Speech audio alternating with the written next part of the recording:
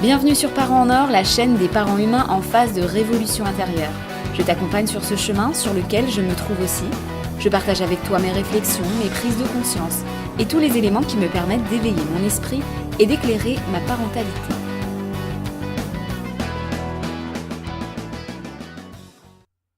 Salut, c'est Sandra, on se retrouve pour le podcast de la semaine et aujourd'hui, on va parler des détails, des petits riens, des mots, des petites fois, des rien qu'une fois, des « oh ça va, c'est rien », de tous ces petits messages qu'on envoie et qu'on reçoit, qui paraissent n'être rien, mais qui forment en fait une énorme masse de rien du tout qui prend de la place.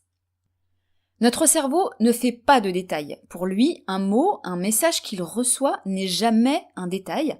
Il ne fait pas de différence entre un simple mot et un message d'une haute importance. Lui, il prend tout pour argent comptant. Il prend les choses naïvement et les stocke. Il les interprète et les enregistre. On ne peut pas aller dans notre mémoire et effacer quelques mots, quelques détails. Tout s'accumule, tout prend de l'ampleur. De notre naissance à notre mort, tout est stocké.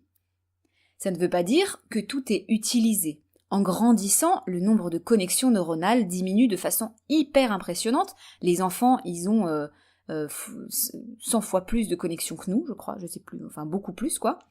Les circuits qui sont peu utilisés, peu empruntés, seront donc supprimés, mais la voix est toujours utilisable, un jour ou l'autre, si besoin. Notre cerveau n'oublie pas, et un détail répété ou un détail reçu avec émotion, parce que les émotions renforcent la mémoire, peut très rapidement devenir un message inscrit durablement. On peut rapidement prendre ce détail, ce mot, cette expression comme une vérité immuable. Les mots sont importants, les attitudes, les comportements, les messages verbaux et non verbaux, tout est important pour le cerveau parce que pour lui, tout, absolument tout ce qui nous entoure est utilisé pour comprendre notre environnement, pour comprendre les groupes dans lesquels on évolue, pour comprendre ce que nous devons faire pour nous y adapter et pour comprendre du coup ce qu'on attend de nous. En fait, c'est comme si on regardait un magnifique tableau d'un grand peintre méticuleux, un tableau aux milliers de couleurs, aux milliers de détails, des nuances, des petits traits, des petits points, des objets minuscules. Au final, tous ces détails forment un immense tableau, mais chaque détail a sa place et chacun a une importance dans ce tableau. Il utilise tous les détails qu'il perçoit pour faire son tableau. Nous n'en avons pas conscience, mais il voit, il entend et il bouffe tout, absolument tout, des milliers de fois plus que ce que l'on croit, voire peut-être même plus que des milliers. On ne se souvient consciemment pas de tout, voire de quelques pauvres pourcents par rapport à la masse colossale d'informations et de messages connus par notre cerveau de façon inconsciente. Parmi les détails de notre monde, il y a, alors bien sûr, il y a les plus faciles à percevoir, les mots, les phrases, les détails verbaux. Lorsqu'on est enfant, notre cerveau plus malléable, plus riche en connexions et donc plus absorbant, va rapidement enregistrer ce que les mots sous-entendent pour nous. Si l'on dit à un enfant « tu vas tomber » ou « non, laisse-moi faire, tu fais pas ce qu'il faut » ou « non, c'est pas bien, c'est pas gentil », tous ces mots ont un impact considérable. Les étiquettes sont terriblement puissantes aussi. Dire à un enfant qu'il est maladroit, qu'il est colérique ou même qu'il est sage, qu'elle est jolie, facile à vivre, ce ne sont pas que des mots. L'enfant, son cerveau n'enregistre pas seulement « je suis maladroit ». Le cerveau, lorsqu'il reçoit une information, il va la comparer avec les choses déjà vécues et il va également recouper l'information qu'il vient de recevoir avec d'autres choses qu'il a reçues avant qui ont l'air de correspondre avec cette idée de maladresse. Il va enregistrer les concepts, les packs, les lots d'informations.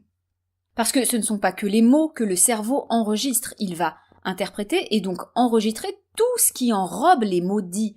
Par exemple, lorsque maman ou bidule dit que je suis maladroit, ses sourcils sont froncés. À ce moment-là, elle croise les bras ou elle penche un peu la tête. Elle montre en fait que ça l'agace ou que ça l'inquiète. Donc, être maladroit, c'est quelque chose de mal accepté, qui rend les gens contrariés et que donc être maladroit, c'est pas bien, c'est nul. En tout cas, c'est pas accepté, c'est pas ce qu'on veut de moi. L'enfant, en très peu de temps, va intégrer qu'il est maladroit, que c'est un fait établi, une vérité immuable.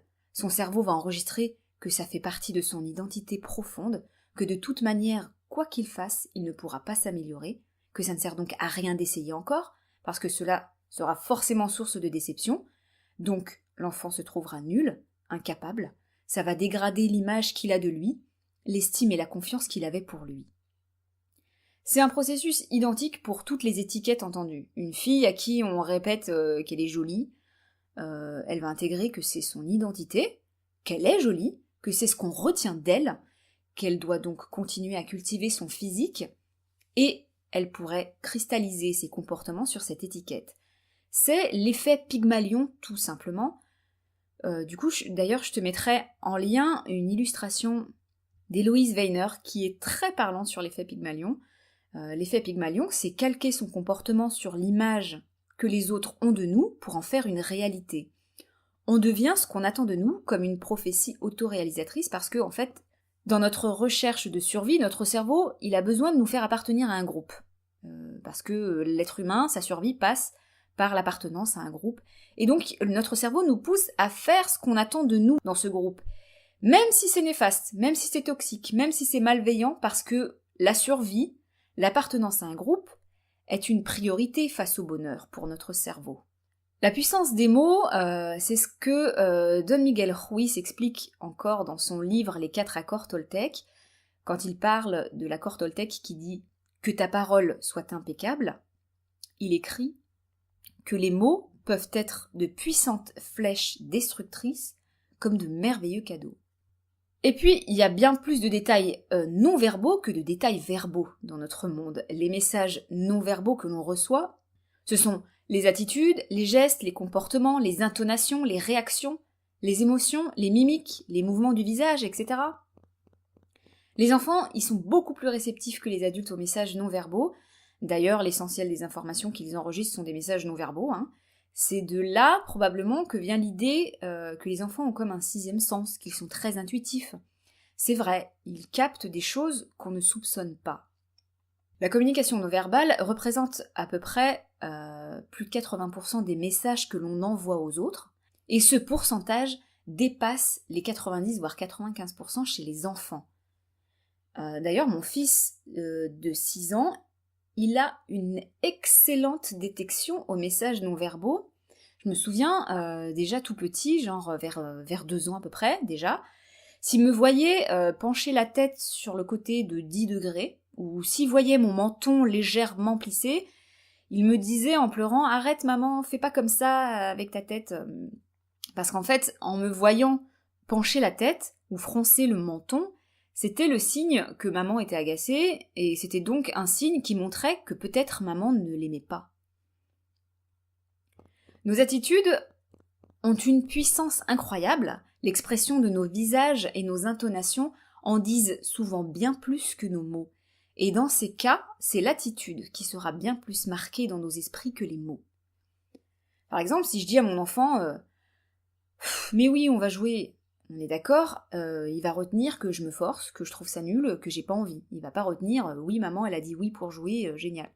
Et d'ailleurs, c'est assez difficile de cacher quelque chose aux enfants. Le non-verbal est extrêmement accessible pour eux. Ils captent très facilement un malaise, une inquiétude, etc.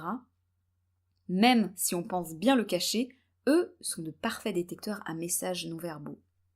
Tous ces détails, on les reçoit de multiples sources, que ça vienne de nos parents, nos frères et sœurs, nos profs, les autres adultes, les autres enfants, etc. On les reçoit de partout. Donc, lorsqu'on émet un mot, un détail, verbal ou non verbal, en direction de quelqu'un, on peut penser que c'est qu'un seul mot, qu'une seule fois. Mais en fait, on ne sait pas. On ne sait pas si la personne à qui l'on dit ce mot ou ce message, est-ce que c'est la seule et unique fois qu'elle entend ou qu'elle le reçoit. Par exemple, on passe parfois machinalement la main sur les cheveux des enfants. Moi aussi je le fais encore parfois. Et on s'étonne qu'il s'agace, l'enfant. Mais en fait, ce qu'on ne sait pas, c'est que soit l'enfant ne supporte pas qu'on le touche, et c'est son corps, il a le droit, soit il a reçu des caresses sur les cheveux de 5 autres personnes avant nous. Donc je sais qu'on pourrait bien sûr se dire que c'est bon, c'est que des mots, ou alors on pourrait dire en gros, non mais on peut plus rien dire quoi, en gros on peut plus rien faire. L'idée de ce podcast, c'est pas de culpabiliser, bien évidemment, mais de proposer, comme pour chaque épisode, j'ai envie de dire, à qui le veut bien, à qui se sent ouvert à ça en tout cas, c'est de proposer une réflexion, une prise de conscience, d'essayer d'ouvrir ses yeux et ses oreilles. Chaque mot, chaque détail compte parce que ils sont nombreux dans la vie d'une personne, parce que chaque mot, chaque interprétation peut se recouper avec d'autres mots et interprétations reçues ailleurs. Et le danger, il est là.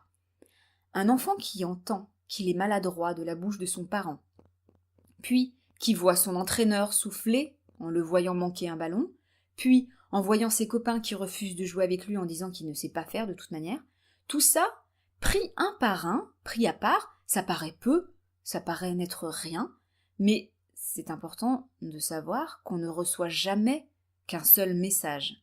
Le cerveau interprète très vite, il analyse tout très vite. Et la vie, elle n'est faite que de détails, finalement. Je sais plus dans quel livre j'avais lu, je sais plus si c'est celui de Catherine Guéguen ou de Filiosa, donc ça sert à rien que je le cite, mais j'avais lu qu'en quelques semaines, 3 ou 4 mois à peu près, je sais plus, le cerveau de l'enfant, qui est donc ultra riche en connexion, donc il est hyper absorbant, quoi. Hein.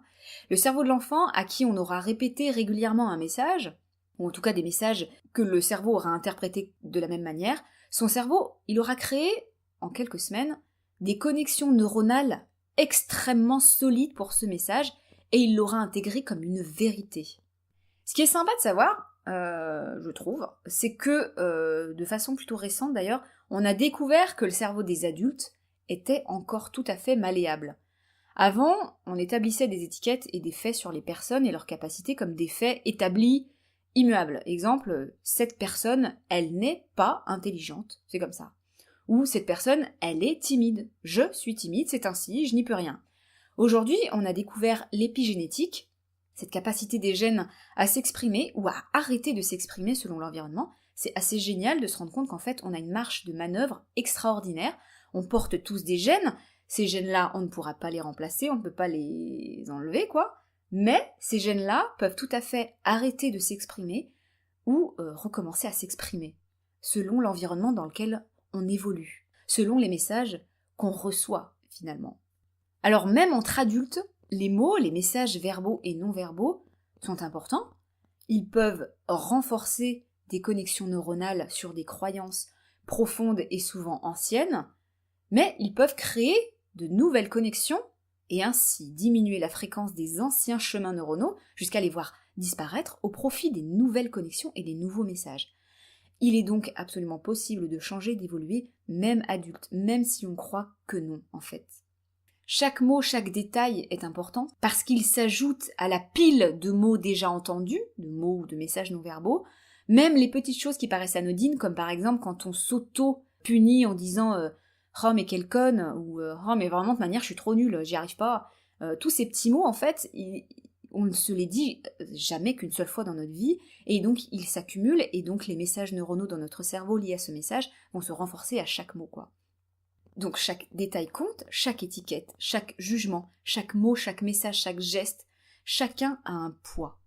Donc voilà, c'était un podcast encore une fois pour t'inviter, hein, c'est absolument rien d'obligatoire, tu prends ce que tu as envie dans ces podcasts, à prendre conscience de ça, ou en tout cas à ouvrir les yeux un peu sur ça. Ça veut pas dire qu'on peut arrêter du jour au lendemain de balancer les mots qu'on dit de façon automatique, les phrases répétées de manière sans réfléchir, hein. C'est pas évident de s'arrêter de dire des choses qu'on dit sans réfléchir, mais le premier pas c'est d'en prendre conscience tout simplement et d'avoir les yeux et les oreilles ouverts sur ça.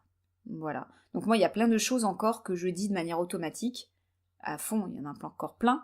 J'essaye au quotidien d'essayer de faire un peu gaffe à ce que je dis, quoi, tout simplement, ou en tout cas de faire gaffe aux messages que j'envoie à mes enfants, surtout en priorité, même si, bon, comme je dis, c'est pas évident, mais de manière générale, en fait, voilà, les messages que j'envoie, j'essaie de faire gaffe à ça. Voilà pour le podcast de la semaine, je te souhaite une bonne soirée ou une bonne journée, et je te dis à la semaine prochaine, salut.